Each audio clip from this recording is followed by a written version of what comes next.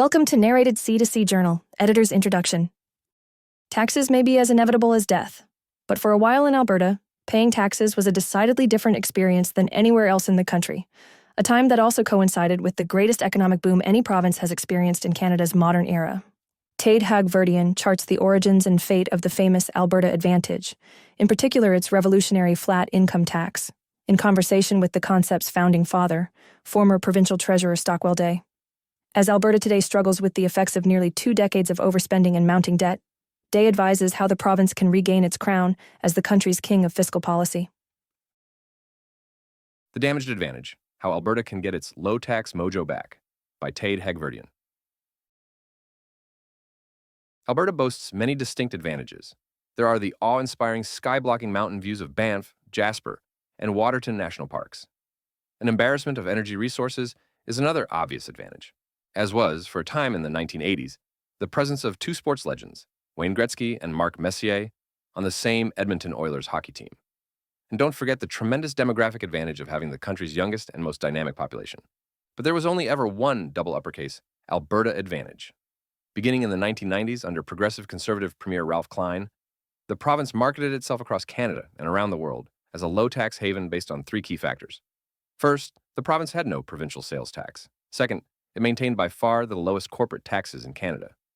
Third, instead of a productivity-inhibiting progressive personal income tax, it levied a unique flat tax of 10% on all earned income.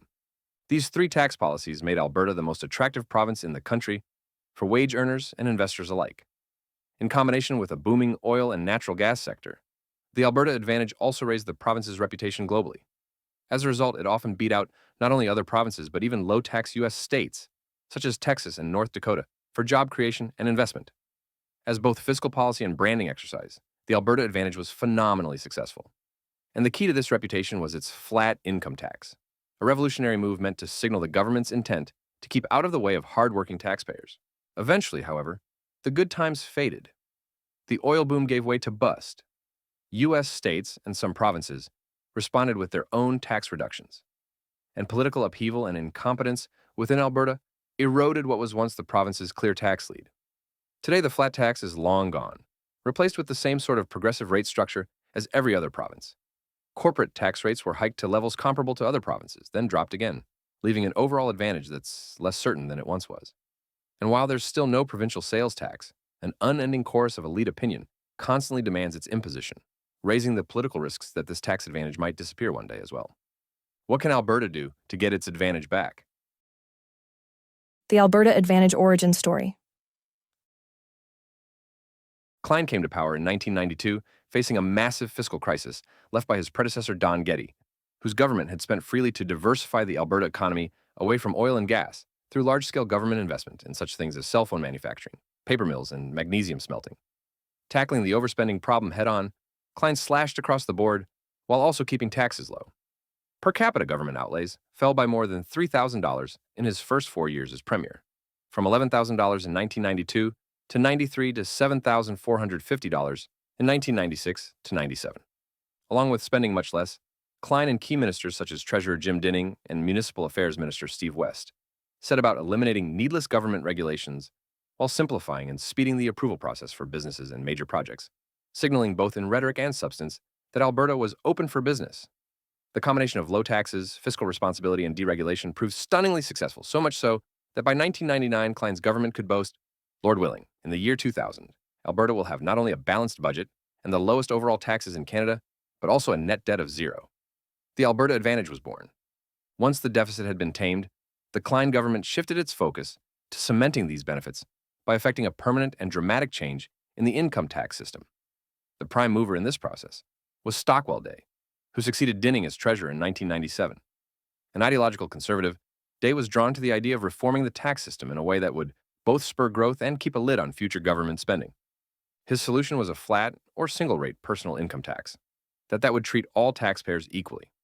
We believed that a single-rate tax would not only encourage productivity, but would also put up guardrails to prevent government from overexpanding, Day recalls, during an interview from his home in Kelowna, BC.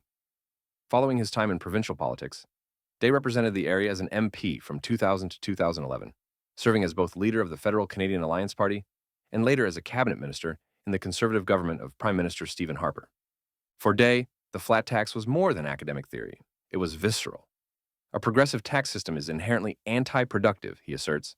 It discourages extra effort and innovation because people know that working harder or earning more means getting taxed at a higher rate. The future minister had first-hand experience with this productivity dampening effect. When I was younger, I worked in a meat packing plant, Day says. My colleagues would often refuse overtime because they believed the extra effort wasn't worth it, as their overtime would just be taxed away at a higher rate if the additional income moved them into a higher bracket. That always stuck with me. Why punish people who want to work harder? With a single or flat rate tax, working harder does not mean losing more of one's earnings to taxes. Due to the fact he or she makes more, a higher earner will naturally pay more taxes than a low earner in absolute terms. But no one has to pay a greater or lesser share of what they earn. This makes a flat tax both fair and simple to administer. But Day believed a flat tax held more than just economic appeal. It could also serve as a sign that Alberta was different from other jurisdictions, where the income tax rate rises with income. The political message embedded in the flat tax was twofold, he says. First, it was an inducement to move to Alberta, where hard work would be rewarded, not penalized. Second, it signaled to voters that Alberta was serious about keeping a lid on future tax increases. This is because it is common for campaigning politicians to promote incremental tax changes by arguing that the increase will only affect other voters, most often anyone wealthier than the current audience. But while claims that only the rich will pay may seem comforting to many, over time such changes have a habit of ensnaring all taxpayers, either via inflation or by an expansion in tax brackets or other mechanisms. With a single or flat rate, such an argument is moot. Any income tax change will necessarily affect all taxpayers equally and at the same time.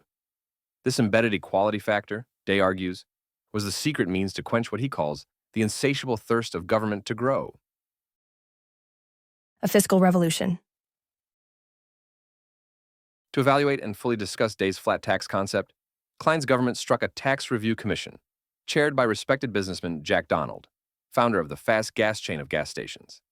The commission consulted widely with Albertans and concluded that the province should stop calculating personal taxes as a percentage of federal taxes, which are steeply progressive, and move instead to a standalone provincial tax on income approach using a single rate.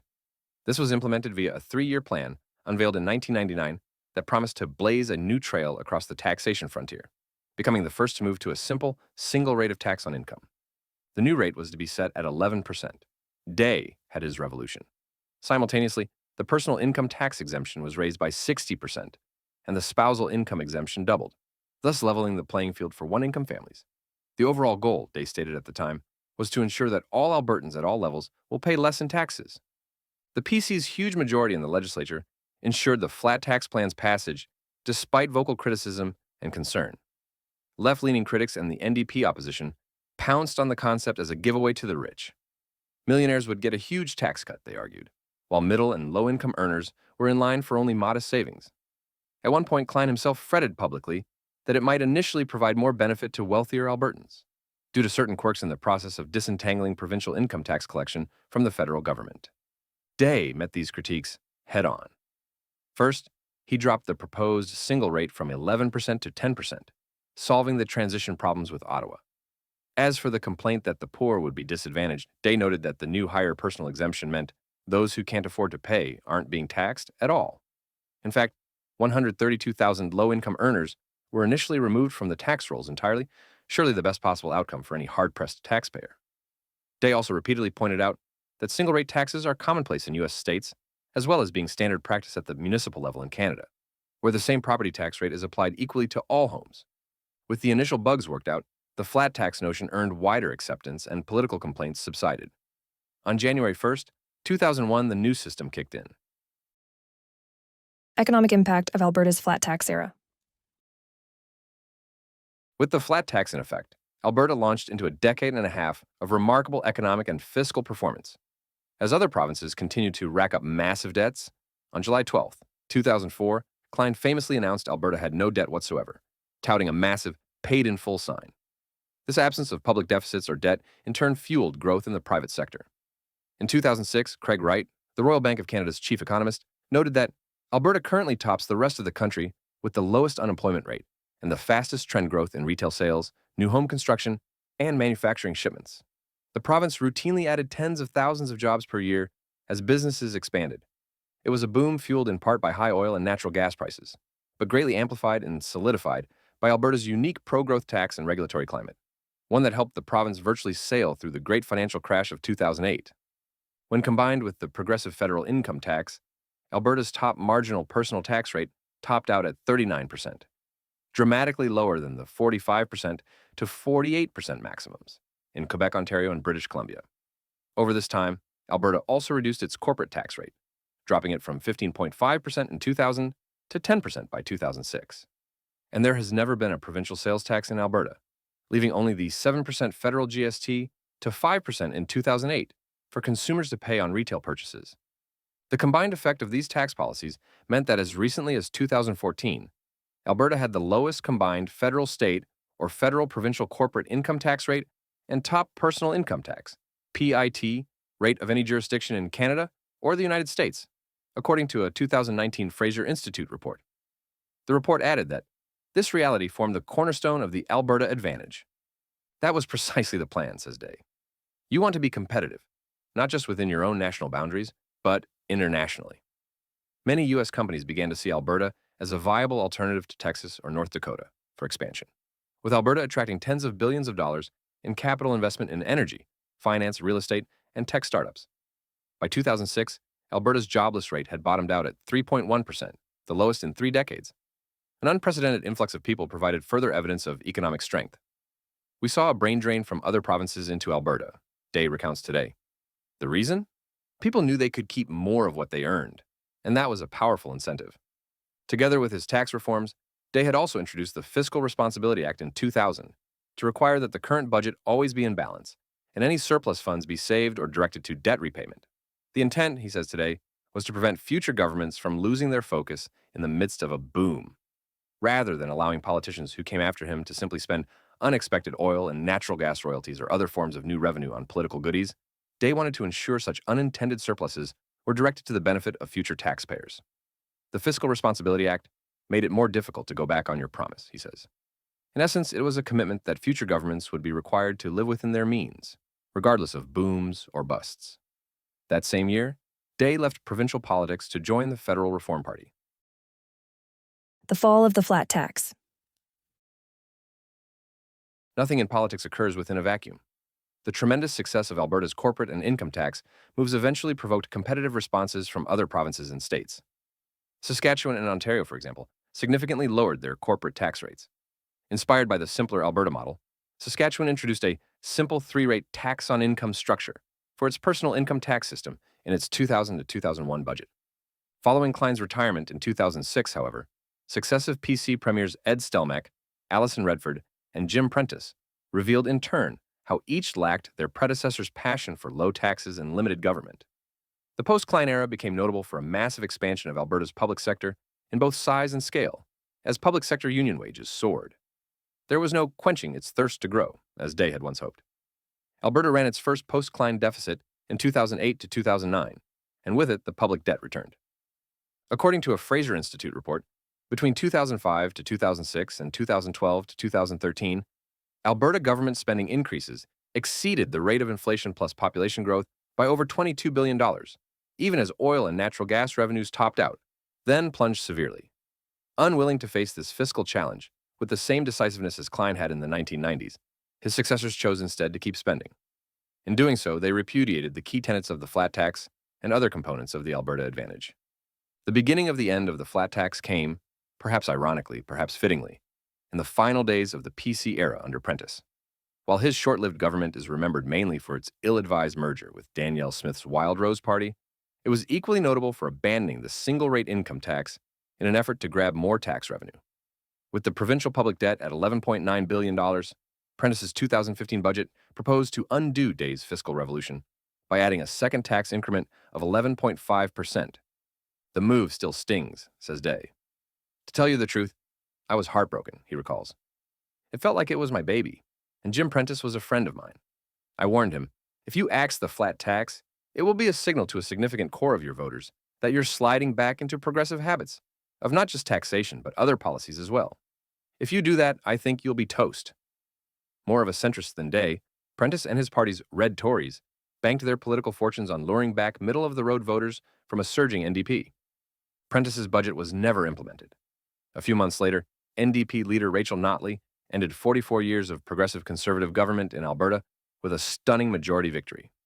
Notley quickly dismantled the entire flat tax concept, replacing it with a five-tier structure topping out at 48%, including federal taxes. Corporate taxes were also quickly hiked. RIP Alberta Advantage. Tragically, Prentice himself was killed a year after the 2015 election when the light aircraft he was traveling in crashed. As Alberta's top marginal tax rate climbed to levels comparable with other provinces, investors began to look elsewhere, particularly to the U.S., where newly elected President Donald Trump cut taxes and regulations decisively. Adding to Alberta's economic struggles was a rapid rise in regulatory complexity under late-stage PC and then NDP rule. Alberta used to be a place where red tape wasn't a huge issue, observes longtime Alberta political commentator Graham Thompson in an interview. But over time, more bureaucratic obstacles made it harder for businesses to operate. One day you wake up and the rulebook has doubled in size. Combined with the NDP's ideological preference for higher and steeply progressive tax rates, Alberta quickly found itself in a very uncompetitive position. A 2018 global survey of petroleum executives, for example, had over 70% of respondents flagging Alberta's high cost of regulatory compliance as a deterrent to investment. Compounded by increasingly unfavorable federal policies, Alberta's attractiveness to energy investors plummeted from 14th in the world in 2014 to 43rd by 2018. Alberta's never-ending sales tax debate. Further encroaching upon Alberta's dwindling advantage was an ever-present debate over its status as a no-provincial sales tax zone. As the province's fiscal woes mounted, several high-profile economists, most notably Trevor Tome of the University of Calgary, made a campaign out of promoting a provincial sales tax, PST, as the cure-all for Alberta's ailing budgets. The province's heavy reliance on volatile energy revenues and income taxes leaves the province vulnerable to budget shortfalls, the logic goes. According to Tome, a sales tax of 5% would smooth out those fluctuations and create a stable tax base. Some critics today go so far as to claim the good times during the flat tax era were simply an illusion. The province relied on high commodity prices to make up for low taxes, asserts Thompson, who spent 25 years as a columnist for the Edmonton Journal. When oil prices were booming, the system worked. But when they weren't, Alberta's fiscal stability was on shaky ground. The only solution to this volatility, critics contend, is more taxes. In 2022, Thompson contributed a chapter to a collection of essays by policy analysts and economists entitled A Sales Tax for Alberta: Why and How. Chapter headings such as Alberta Sales Tax, an inevitability and an opportunity to reset, and Join the Sales Tax Parade, PST and the Road to Alberta's Economic Recovery convey the book's boosterish flavor. Thompson's contribution is called The Political Suicide Tax and acknowledges Albertans' widespread public animosity towards the new taxes. Still, he observes that without a PST, Alberta is passing up $7 billion a year in stable, predictable revenue. Perhaps surprisingly, even Day admits to the idea's superficial attraction. In a perfect world, a consumption tax is your best form of tax since the rich will pay more simply because they buy more stuff. But, he stresses, there's not a lot of purity in politics. From a practical point of view, Day remains adamantly opposed because a sales tax would remove the fiscal guardrails he worked so hard to install as provincial treasurer. Giving politicians access to billions of dollars in stable new sales tax revenue paves the way for even more spending, Day warns. And that would further undermine the Alberta advantage. Once you introduce a PST, you lose that unique edge, he cautions. With his flat tax gone and provincial corporate taxes no longer standing far out from the crowd, adding on a sales tax as well would make Alberta just another jurisdiction in Canada's high tax landscape, he frets. A spending problem. Day's lament that Alberta has become just another province is not entirely correct. It remains quite exceptional in one very significant way. It spends far more per capita on government services than any other province. Over the last 25 years, Alberta's per-person spending has exceeded the 10-province average every single year. In 2022 to 2023, Alberta's program spending was $13,570 per person, over $1,200 more than in Ontario, driven by public sector wages that are among the highest in Canada.